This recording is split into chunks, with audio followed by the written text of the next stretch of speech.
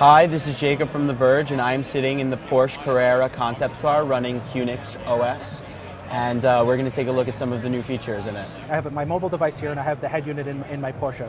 So what I'm going to do is actually slide the phone under here. I have an NFC tag that has some Bluetooth pairing information in it. I'm instantly paired. So I have my Bluetooth pair. I haven't had to do any searching or listening or anything like that. I am paired with the device. So I'm going to use Bridge as the secure link. It's a secure link. It's my email, it's my calendar. I still want it to be secure. So in this situation, I'm going to select the device, and I am going to have to put in a password for the first time because it is personal information. I want to make sure that it is secure. And then obviously we've brought in the feel for the applications from the playbook in this particular situation, where in a parked situation, you can actually view your email, reply to them, and all of that type of stuff. But when you're driving, you're not going to obviously be able to look at any of this. So we're just going to close it down. Rather than sending an email to myself on the CES floor, it's going to take an hour for that message to actually come across. I'm just going to mark this as unread.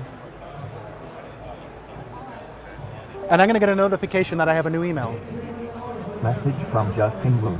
Subject, testing 1, 2, 3. And does this work with text messages and BBMs as well? Yep. Yeah, so all of the technologies. Can you compose a message by voice? Or? Absolutely possible.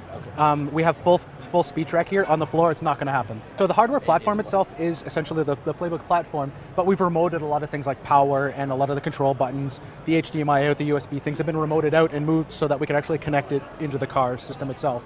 So we actually removed the head unit, which is a QNX system as well, and we've connected it to the most amplifier that's here so that you're actually getting that rich sound. Speaking of rich sound, I'll go into the multimedia player. So what we've done here is actually a true multi-node multimedia player where I can see the center console as well as the left and rear seat entertainment systems. So right now what you're doing is controlling the center console. So if you pick a song, we're playing that song. So the really cool thing actually is I can actually push content and control the rear seat entertainment systems as well. So I'm going to go to the screen where I can see the other systems that are running. I can select the left rear seat, and there's a song paused on it, and that left rear seat's playing that song right now.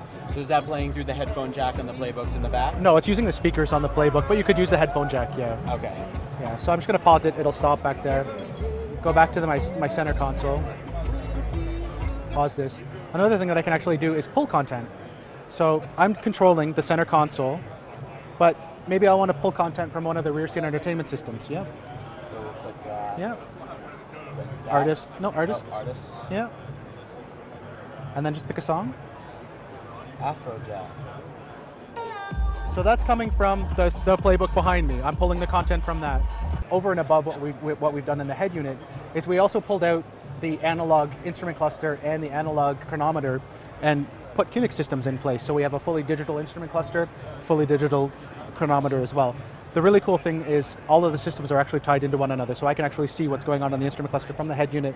I can control the cluster through voice. I'll try and do it on the show floor just to get a rough idea. I'm going to have to lean in front just to see if I can pick it up. But cluster demo mode. So that's race mode there, where we actually have a picture of a track, and it actually follows the track based on the speed that you're taking. And it's GPS location though, to make it would sure use you're actually on it would the use GPS. Yeah, right here it's not going to do much, yeah, but okay, but yeah, yep. So another really cool thing at the front of the car is actually doing super high def stereo telephony phone calls. They're in the sound booth behind us. So Phil, can you give us a rundown of the technology, just the 30-second overview? Sure. So what you're actually listening to. Actually, I hear a little bit of echo. So if I'm talking right down in the center right now, so you probably hear me coming out the whole speakers, but if I move over here, you can probably hear me coming out one side. I can't remember, am I coming out the left or right over there? You're coming out of the passenger side.